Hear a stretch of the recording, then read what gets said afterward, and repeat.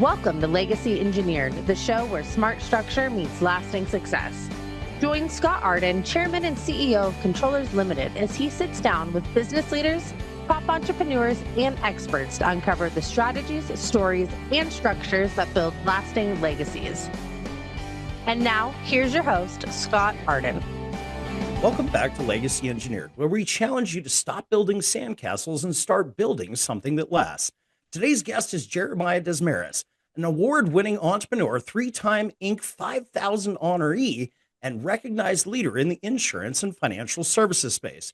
As the head of GoCentra Insurance, can we say that? Yes. Okay. All right. As the head of GoCentra Insurance, Jeremiah helps business owners uncover opportunities hiding in plain sight, delivering high-level employee benefits at no net cost, while unlocking significant savings most didn't even know were available. Jeremiah, welcome to the show. Scott, thank you so much. It's an honor to be here.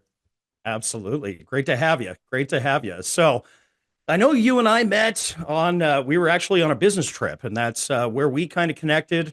And so you've got, we sat down, we started having some conversation, and I was like, wow, you can actually do that. So we'll kind of get into that here in a little bit, but I've got to ask you, you've built a reputation on finding opportunities hiding in plain sight. Why are so many business owners and even advisors missing these? Wow, that is such a great question. So I would say that because most of us, Scott, like to play it safe. And if you think about it, most of us run in a herd. You're probably very unique. You're an entrepreneur. You've built an amazing company. You've built a legacy. And I'm willing to bet that you and I actually share that DNA. I'm sure that when you started, this podcast, even you said, why isn't there a podcast talking about these issues? And you started your company saying, why hasn't anybody figured this thing out? And I think that that's the wiring of entrepreneurs, right? And I know a majority of your audience here listening, they probably all have become experts in tuning that one part of the brain that we were those weird people thousands of years ago that when the herd was going one way, we were like, well, what about this thing over here? And I think that it's like a muscle, like anything. I just started going back to the gym about 3 months ago, and I started getting sore in areas I never knew that I even had in my body. And it's because I was starting to work out new muscles. And I think that, from the very first time you see an opportunity and you act on it, if you're rewarded with money or you're rewarded with revenue or something that makes you feel good, it sends that signal to the brain, hey, maybe there's another juice we can grab off of this next opportunity. And then the cycle keeps continuing. My parents were very keen to encourage me to get out and start working when I was 12. So I grew up in a very snowy city called Montreal. And as soon as it started snowing and I could get a shovel, they had me go door to door and offer snow shoveling.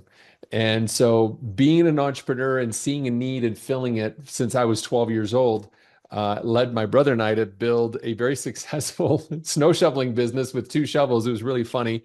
And then go on to sell t-shirts and then start a design agency and then finally get into this amazing industry of financial planning and insurance. Nice. So do you think is this really a knowledge gap or an access issue or maybe even an incentive problem in the industry? I think it's fear. If you look at most people who work in our industry, it's a very regulated industry, right? There's compliance is always watching. There's fines for not complying. And, when you think about hardworking men and women with families, very few of them want to put themselves in a risky situation. So it's usually safer, Scott, to just go along with what everyone else is doing.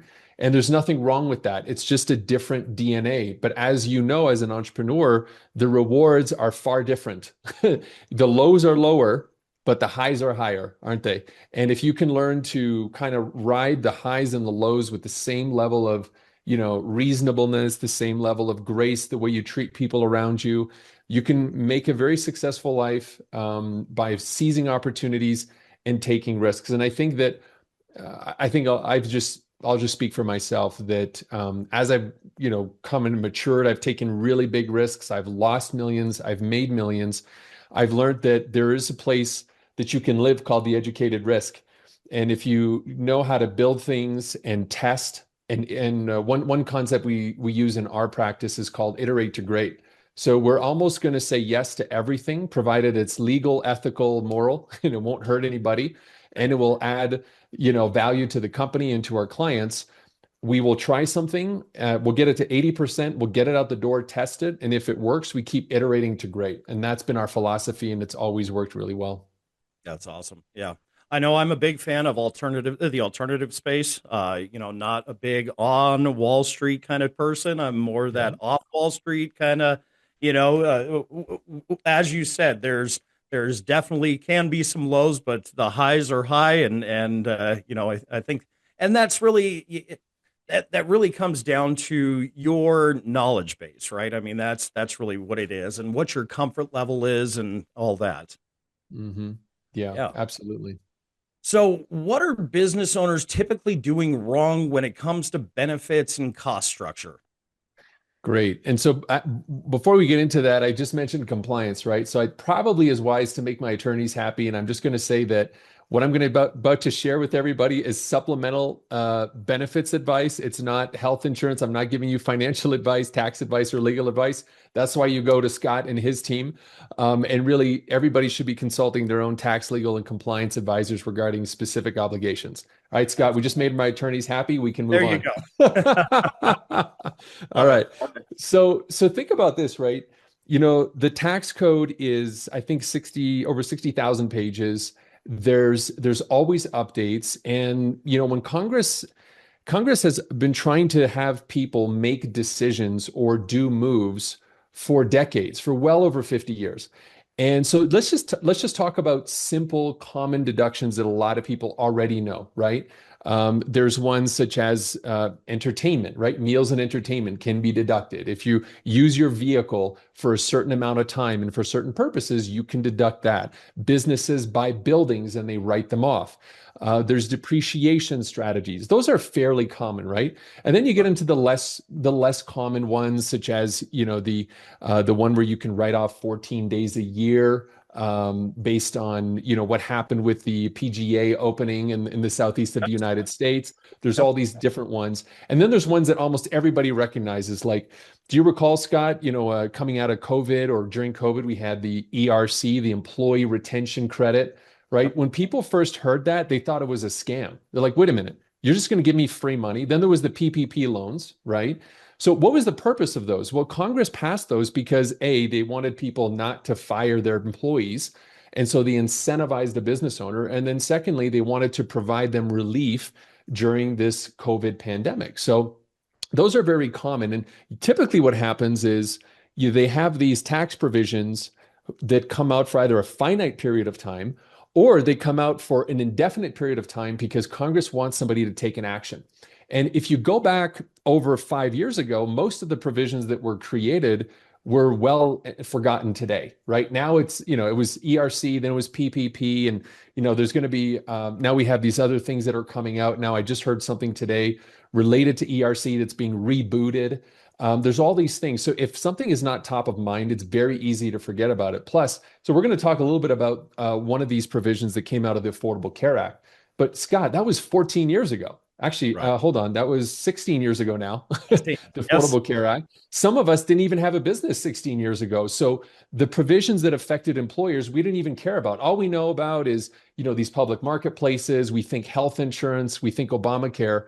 But buried in that tax code was a very special provision that companies as large as Amazon, Pizza Hut, McDonald's, Hilton, Jersey Mike's, entire city municipalities, hospital networks of 30,000 employees have been silently taken advantage of under the radar without making a lot of noise. And so I would say that, to finish the answer to your question, Scott, the abundance of information that's out there, the fact that some of this is legacy provisions that people don't really understand is probably why people just don't know about them. And then finally, we'll talk about CPAs. We work very well with CPAs, but frankly, CPAs are not in the business of saving companies money. Most of them anyway. Like, I had to go through 3 CPAs to find one that actually cared about saving my company money. Absolutely. The rest were just bookkeepers, and they would file, and that's it. And with all the tax updates coming out. Most CPAs just are not educated to do that, and that's just not their specialty to find those unique strategies. Right, right. I say this all the time. There's two different types of CPAs. One, CPA stands for Certified Public Accountant, which are more tax strategist. Here's some ideas you should be considering in your business. Whereas then there's the other CPA, which is, it still stands for Certified Public Accountant, but really it's more an acronym for cut, paste, and attach. They're creatures of history, right? It's rinse and repeat. This is what I've done for my clients over and over again. I'm not going to step outside those bounds or that box. This is where I'm comfortable. So, Yeah. but You know what? If you don't mind, I've never heard it, but I am going to use it. Absolutely. Absolutely. Well, and one of the other big ones, obviously, that's come about is, as you were saying, Congress does things to make people act. And, this new thing that came into play about having to set up retirement plans. If you have over a certain number of employees, you have to employ some sort of retirement plan, whether it's a 401k, an IRA, or even setting up with the state. Now, there's a handful of states that still have, that are saying, hey, you have to do this now. But there's, a lot of other states that are going to follow suit. So kind of the same situation. Either you put it in the hands of the state or you set up the plan, but it's kind of the same thing for what you're talking about as well. Yeah, absolutely. Do you want us to get into it to kind of give the high level?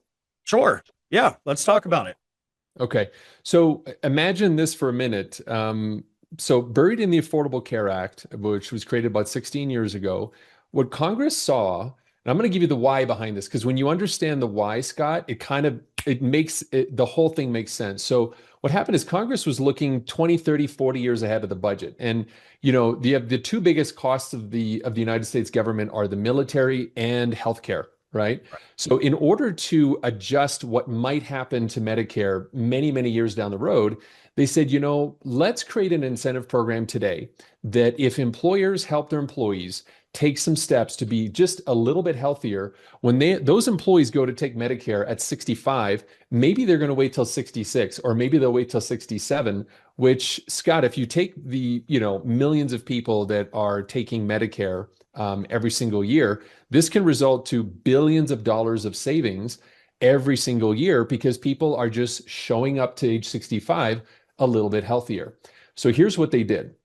Seeing that ahead, they said, okay, let's bake into this Affordable Care Act a provision that if an employer is actually helping their employees, we're going to give the employer some significant FICA tax deduction breaks. And and I'm talking $700 to up to $1,200 per employee per year. The employees can get wellness programs at no net cost to them. And all of this is at no net cost to the employer. So I'll repeat that again.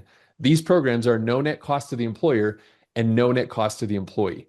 And so we built GoCentra, our insurance agency, around these advanced IRS recognized payroll and wellness strategies that most employers don't even know about. And we have programs with no admin fees.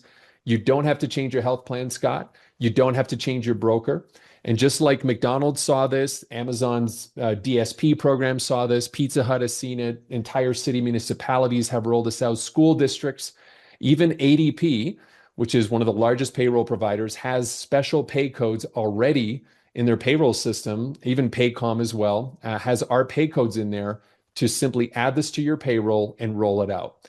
And that's why it's a win-win-win, right? Employers save money, employees get no cost wellness benefits, and they can even get a small raise in pay. Got it. So where does the actual savings come from? Is it just like a credit, or where's the actual savings come from?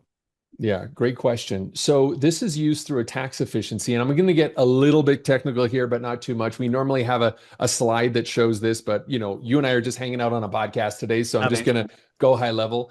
And if people want to learn more, they can reach out to your firm to connect. But basically, the way that it works is we use the Section 125 provision, right? Cafeteria plans have been around for decades. Everybody knows cafeteria plans, and some of you might even recognize programs like, maybe you've heard of programs like, if you stop smoking, they would put like $100 in your FSA. Did you ever hear something like that, Scott? Yep.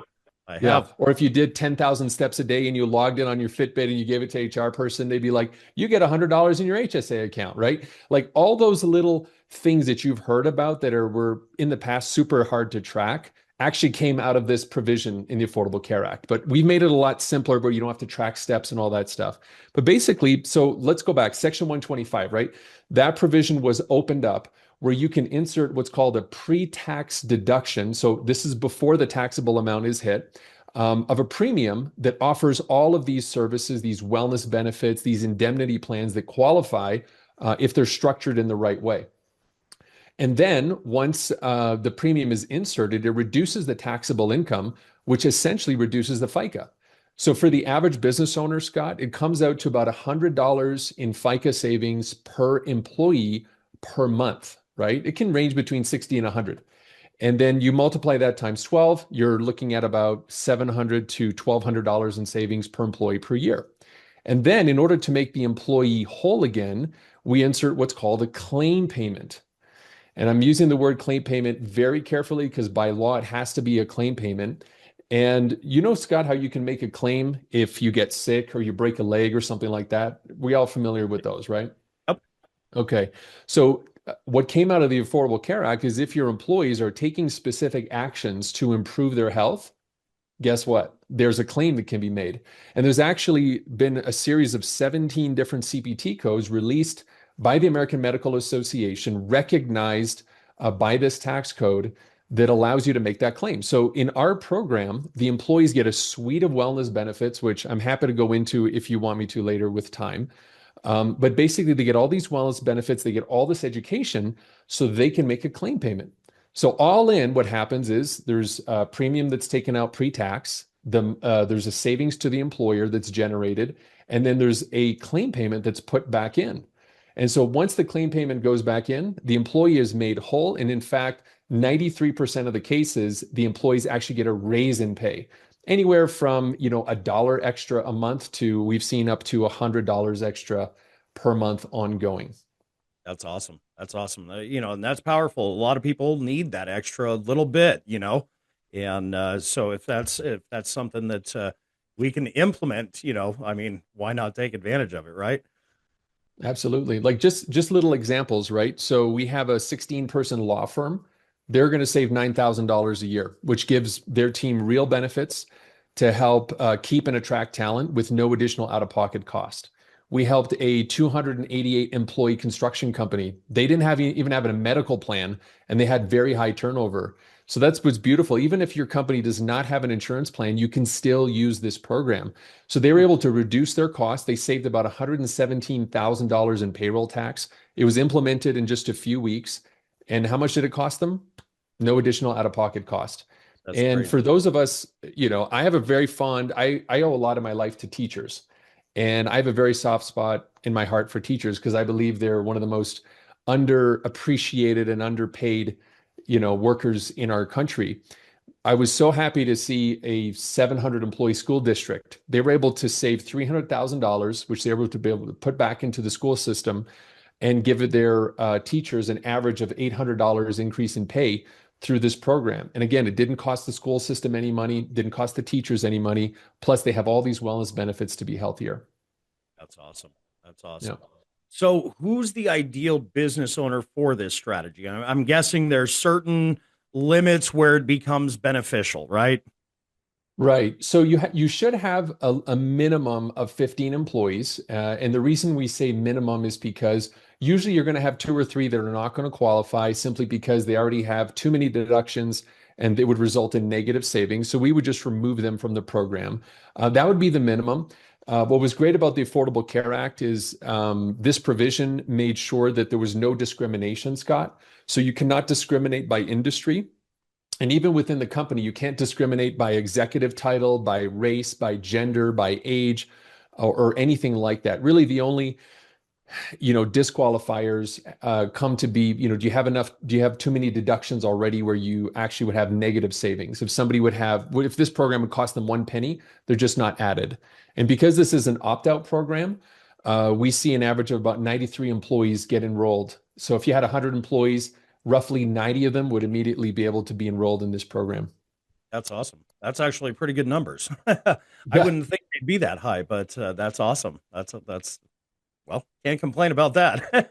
Yeah. So, And if I may, would you like me to share with you just some of the benefits the employees get? I'm sure you have some employers here who really care about taking care of their employees. yes, absolutely. Go ahead and give kind of a highlight of it, and Okay. if people really are interested, we'll lead them back to you. But yeah, definitely give them that highlight. Yeah, so we'll go very quickly here, but basically, there's about 9 different wellness benefits, and it's all integrated into one app. So imagine giving your employees an app, and inside that app, the first thing they get is 24/7 telehealth. Here, they're allowed to speak to a doctor 24/7, 365 via text, video chat, or a phone call. Great for if you have a family or you're on the job and you don't want to have to take time off in order to see a doctor.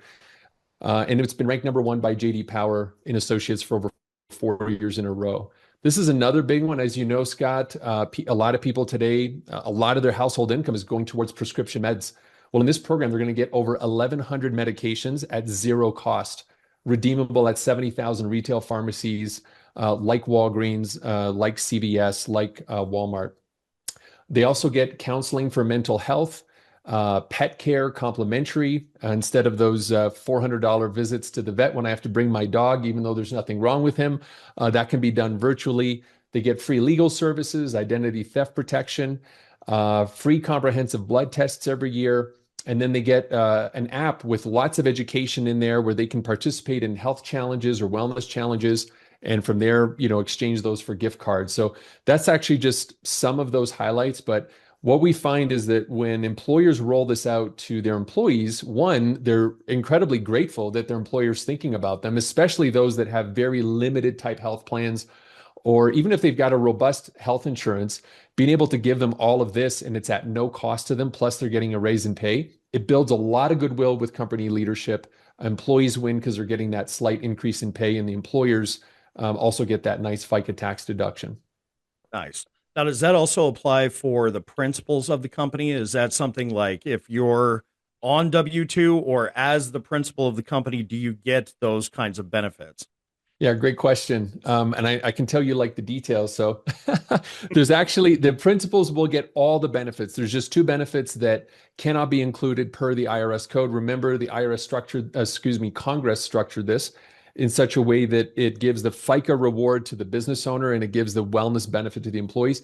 So the business owner would not get the free annual blood test and they wouldn't get the accident plan that's also included. I neglected to mention that there's an accident plan built in, Scott, which is really a beautiful chassis to this, that if your employees get injured on or off the job, meaning they could be out playing soccer or pickleball with their kids and they bust an ankle and they need, ER, X-ray, physio, there's cash back that goes to them for those injuries, even if they're completely unrelated to work. So those 2 benefits are excluded from the owners. But since we created and put this program together, we do give the balance to the business owners as well. Nice, nice. Well, and the reason I asked that question, I know a lot of our listeners have multiple different companies that may have employees in each side, so they're written as completely different plans. I didn't know if there's, something in there that says, well, if you have the plan over here, you can't really implement the plan over in this company. Okay. So let's address that. We don't take, so let's say somebody has 5 businesses, and in one business they have 3 employees, and then the other one they have 29, and then the other one they have 100, right? Well, the one that has the three would not qualify entirely. And if you're going to do by different EIN numbers, that's totally fine. You can totally be structured that way. But we have to respect the Congress code. And it has to be minimum 5, but in order to get to the 5, we usually have to have that minimum walking in the door 10 or 15 so that we can at least get you that. Gotcha.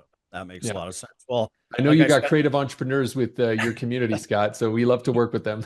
Absolutely. Absolutely. They're always looking at what are some of the other tips and tricks that we could take advantage of to, make more money, reduce taxes, really, and give our employees back those benefits. So, yeah. And if you know, one thing I know that you probably have a small segment of your audience who's also very risk averse, right?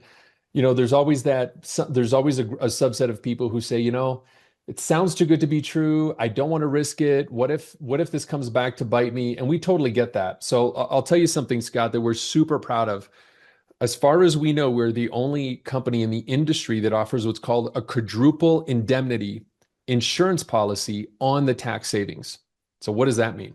Well, think about this. Let's say, for example, 3 years from now, the IRS comes a knock and says, "Hey, we kind of think you miscalculated your FICA savings by $1,000 a year. So that's $3,000 of back FICA you owe us plus penalties and interest."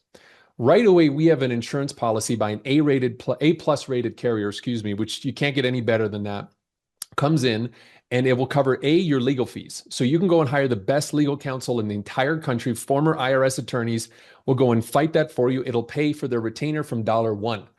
Then, if they by any weird chance lose, okay, because this whole thing is managed by a world-class TPA that is the TPA for the Hartford and many other big carriers. We have all the records to prove that everything was compliant.